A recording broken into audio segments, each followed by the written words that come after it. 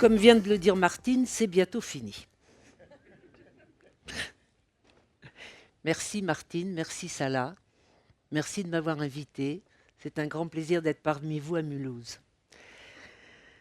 Alors, avant de vous raconter ma petite histoire, j'ai suivi avec beaucoup d'intérêt tout ce qui a été dit. Euh, J'arrive un peu comme un cheveu sur la soupe parce que il y a eu beaucoup de science, beaucoup de technologie. Et je me suis sentie, comme vient de le dire le monsieur qui a parlé avant moi, je me sens très digitale tardive. Et c'est vrai que vous êtes tous des jeunes, vous avez ce numérique, cet Internet, c'est quelque chose d'absolument fantastique, cette information. Moi, je me disais en vous écoutant, malheureusement, je ne vous vois pas bien là. Je crois que c'est monsieur qui nous parlait de cette accumulation d'informations. Moi, je me disais, mais où est-ce qu'on va la classer? Qu'est-ce qu'on va en faire? Moi, déjà, j'ai l'impression aujourd'hui des informations d'en avoir beaucoup, beaucoup, beaucoup. Vous avez l'air de dire il en faut encore plus, peut-être. Fadela disait tout à l'heure, qu'est-ce que ça vous donne comme sentiment, cette technologie extrême?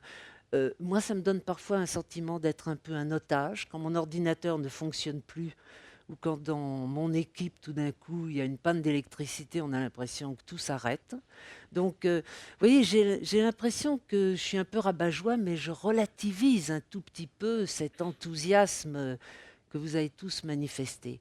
Moi, j'ai beaucoup aimé ce que vous avez dit, parce que l'urine de yak, je suis persuadée que c'est bon pour les enfants. Je suis persuadée. Et M. Shapiro est parti, mais je voulais lui dire aussi que la recette de la sauce pour le steak entrecôte, c'est pas du tout un mystère parce que je la connais, cette recette.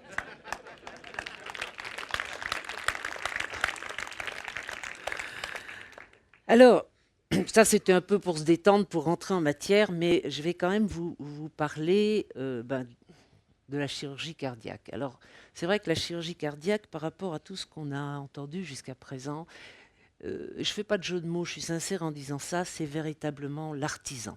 Hein, l'artisan. Ce n'est pas la technologie, mais c'est l'outil au bout de la main qui est le prolongement du bras de l'homme, lequel est le prolongement de l'esprit.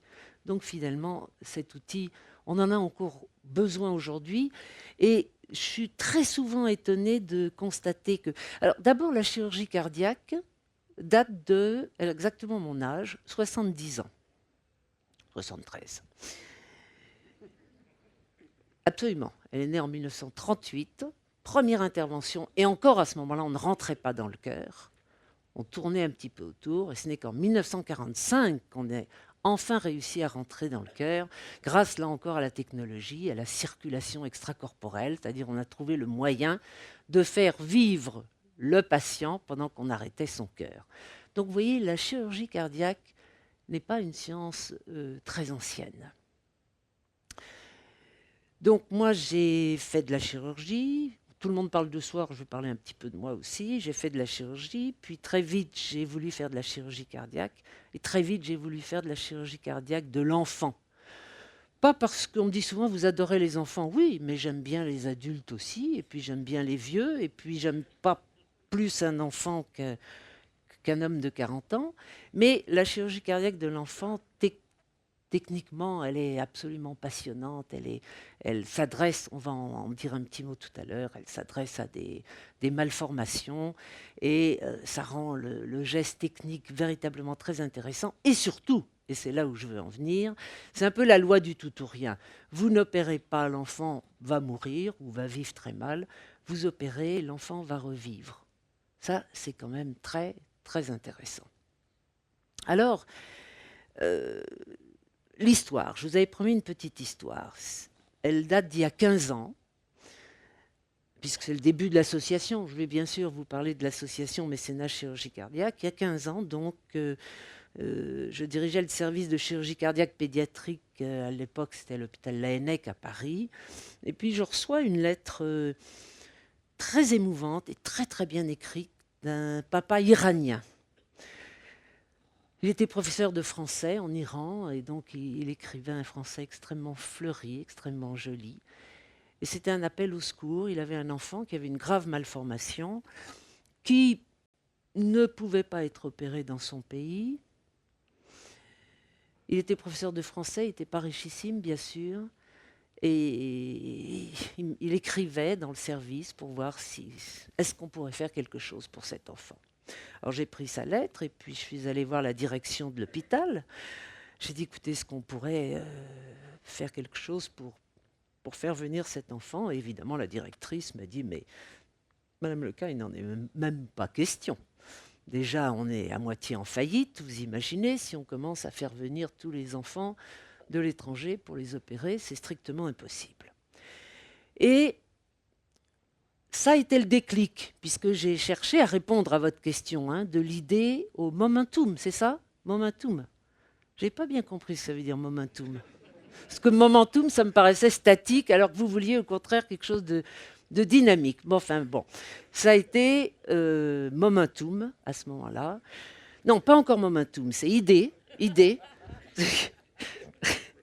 Ça a été idée.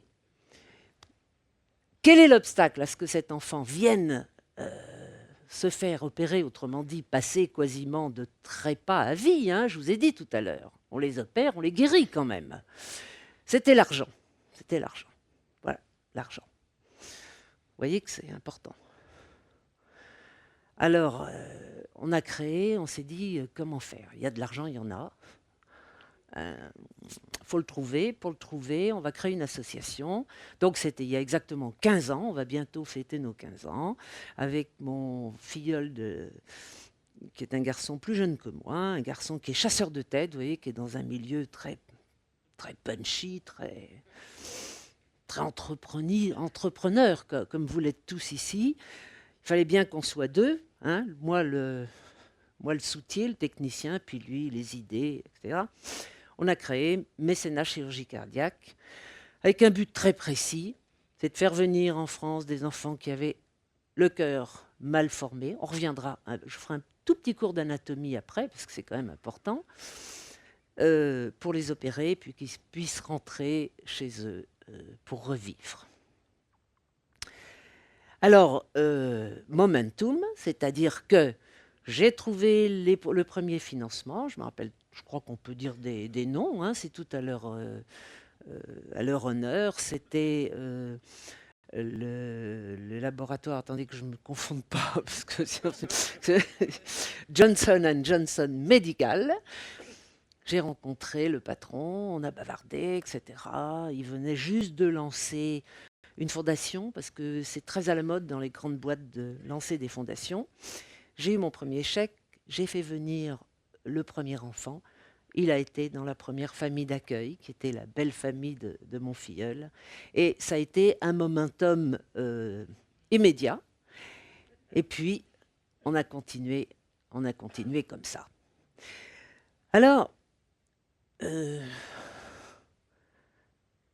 voilà.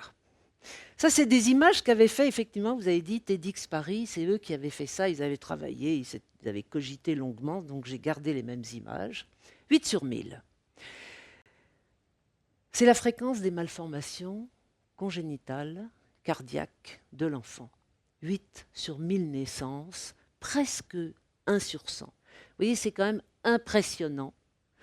Et je suis à peu près sûre, je ne sais pas, les rangs se sont normalement clairsemés en fin de soirée, mais imaginons que tout cet amphi soit plein, ça fait quoi, 300 personnes? Je suis persuadée qu'il y en a au moins 3 ou 4 qui pourraient lever la main en disant soit un de mes enfants, soit moi, soit je connais quelqu'un qui a une malformation cardiaque. Je suis sûre, on n'a pas le temps de le faire ce soir, il y en a au moins 3 ou 4 parmi vous qui ont touché du doigt ce que c'est que d'avoir une malformation cardiaque.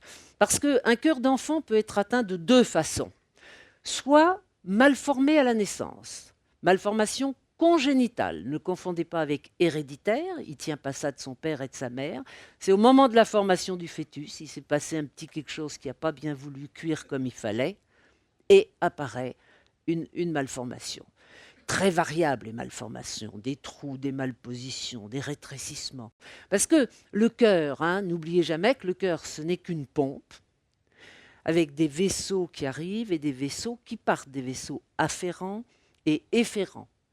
Et alors, la nature peut parfois faire des choses absolument incroyables. Vous avez l'aorte à la place de l'artère pulmonaire, il y a une cloison qui doit être étanche, elle est trouée, il y a un passage qui est trop étroit, etc., etc., etc. Mais c'est de la vraie plomberie, donc la plomberie, ça se répare.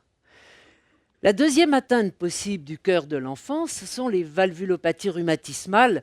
Vous avez peut-être entendu parler de cette maladie, ce rhumatisme articulaire aigu. C'est une angine mal soignée, et il y en a beaucoup dans beaucoup de pays, des enfants pour lesquels on ne soigne pas l'angine, qui vont faire des fluxions rhumatismales et surtout, cette toxine sécrétée par le streptocoque va venir abîmer les valves cardiaques. Et si la valve, qui est un petit clapet, c'est des petits clapets à l'intérieur du cœur, est défectueuse, c'est le cœur qui en souffre et au bout de quelques années, ces enfants meurent. Donc, étiologie rhumatismale, étiologie congénitale. Mais voyez ce chiffre, il est important. 8 sur 1000. Et que ce soit chez nous, en France, ou aux États-Unis, au Japon, en Afrique, c'est absolument dans votre pays où vous avez été. C'est la même proportion. Alors, on a quand même sacrément envie de faire quelque chose. Pourquoi? Parce que c'est pas si rare que ça. C'est des enfants qu'on pourrait totalement guérir. Et encore une fois, qu'est-ce qui manque? Qu'est-ce qui fait que dans leur pays, ils ne peuvent pas être pris en charge et opérés? Eh bien, c'est malheureusement une chirurgie assez exigeante qui demande de la technologie, mais ça s'apprend, qui demande de l'argent, parce que vous verrez 2-3 images pour vous montrer qu'en salle d'opération, il y a quand même du monde, et qui demande, je crois, par-dessus tout au fait que ça demande une volonté politique.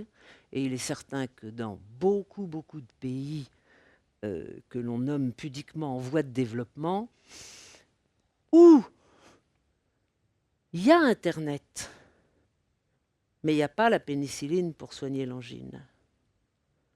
Ça, c'est quelque chose d'extraordinaire.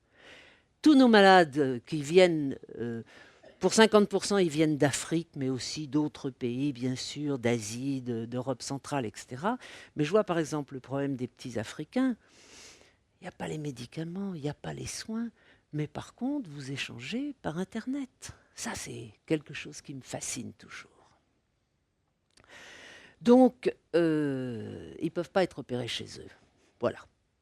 Et bien sûr, ils ne peuvent pas aller à l'étranger, parce que nous verrons tout à l'heure petite diapositive, je dis toujours diapositive, petite diapositive qui vous montrera la pile de billets de banque qu'il faut pour opérer un enfant. Donc, ces enfants meurent. Alors, 2 images simplement de salle d'opération, c'est juste pour vous montrer que pour une intervention de chirurgie cardiaque, il y a quand même une dizaine de personnes dans la salle d'opération, 8 à 10 personnes. Et vous voyez cette fameuse machine, cœur-poumon artificiel, circulation extracorporelle, qui va permettre de prendre le sang, de le faire passer dans la machine, de l'oxygéner, ensuite de le repulser, autrement dit de court-circuiter le cœur. C'est un bypass. Ce qui fait que le cœur court-circuité peut être arrêté. Étant arrêté, il peut être vidé de son sang et il peut être ensuite réparé très tranquillement pendant que la machine assure la survie du patient. Alors voilà. Vous avez compris? Ça, c'est un dessin, un petit truc qui avait été fait par vos collègues TEDx, mais c'est assez parlant. Il faut compter environ, dans le cadre de l'association, je ne sais pas si les problèmes d'argent vous intéressent, mais on peut en dire 2 mots quand même, il faut compter 10 à 12 000 euros par enfant et par intervention. Ce qui correspond à environ le tiers, ou voire le quart de ce que ça coûte réellement à la sécurité sociale quand un enfant est opéré en France. Mais on ne va pas rentrer dans ces détails. Pourquoi on arrive à des prix moins élevés? Parce que les enfants sont accueillis dans des familles d'accueil, on les met le moins longtemps possible à l'hôpital, on est attentif, tout en leur donnant bien sûr la bonne qualité des soins, et on arrive à un budget d'environ 10 à 12 000 euros par enfant. Mais même ça, si c'est un prix léger par rapport à ce que ça coûte normalement, c'est quand même beaucoup d'argent. Et on comprend très bien que beaucoup de familles, pour ne pas dire toutes les familles, ne peuvent pas mettre cet argent. Réfléchissez, je ne peux pas m'empêcher de faire cette petite... Mais on a tous fait un peu de philosophie ce soir, donc je vais en faire un petit... Ce n'est pas de la philosophie, mais c'est de la psychosociologie, on va dire. Je vais en faire un petit peu. Je voudrais quand même qu'on soit tous conscients de notre système de santé, de notre système social contre lequel on râle en permanence. Oh ben, la sécurité sociale, bah. Quand vous êtes malade, surtout si vous avez quelque chose de grave, est-ce que vous pensez à ce que ça va coûter? Non. Non. Vous pouvez vous concentrer complètement sur votre maladie. L'argent n'intervient pas. Rendez-vous compte la chance que nous avons. Pour beaucoup de gens à travers le monde, acheter une injection de pénicilline, acheter un diurétique, je ne sais quoi, c'est très compliqué. Faire une radio, ça va les mettre sur la paille. C'est infernal de penser que on ne peut pas se faire soigner, on va crever, on va mourir parce qu'il nous manque quelques centaines, quelques milliers d'euros. Donc, l'association, elle s'appelle Mécénat Chirurgie Cardiaque Enfants du Monde. Il y a d'autres associations comme ça. Ça, c'est la famille d'accueil. Ça veut dire quoi? Ça veut dire que on reçoit des dossiers d'enfants, des demandes, on les étudie, on accepte les enfants, on fait tous les papiers parce qu'on ne fait pas venir les enfants comme un sac de riz, hein, c'est quand même compliqué, il faut les autorisations des parents, il faut les autorisations, les visas, etc. Donc tout ça, ça prend quelques semaines, voire mois. Ensuite, les enfants arrivent et sont mis dans des familles d'accueil. Ça, c'est absolument formidable.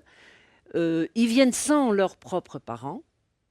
Ils sont dans des familles qui les adorent, ils adorent leur famille. Ça se passe au plan humain, c'est une expérience absolument exceptionnelle. Et cette famille, pendant environ 1 mois et demi, 2 mois, va remplacer la propre famille de l'enfant, l'amener à l'hôpital, suivre les consultations, aller le voir quand il est en convalescence, puis le reprendre à la maison avant de le remettre dans l'avion pour retourner chez lui. Pendant les transports, ces enfants sont accompagnés par des gens d'une très belle association que je me plais à citer à chaque fois, qui s'appelle Aviation sans frontières, qui va chercher les enfants, ramène les enfants. Et voilà, moi aussi j'ai fait ma petite série de visages, comme tout à l'heure. Voilà, pour vous montrer que à ce jour, on a pu opérer 1800 enfants en 15 ans. Ça fait environ 180 enfants.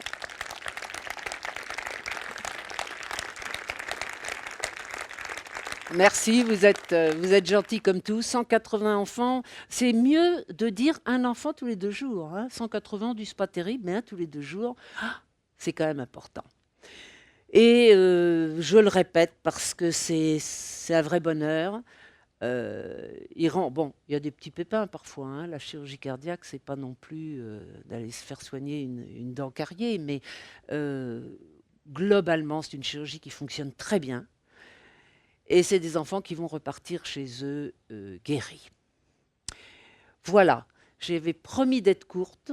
Je vous remercie infiniment pour cette invitation. Et bravo pour l'organisation.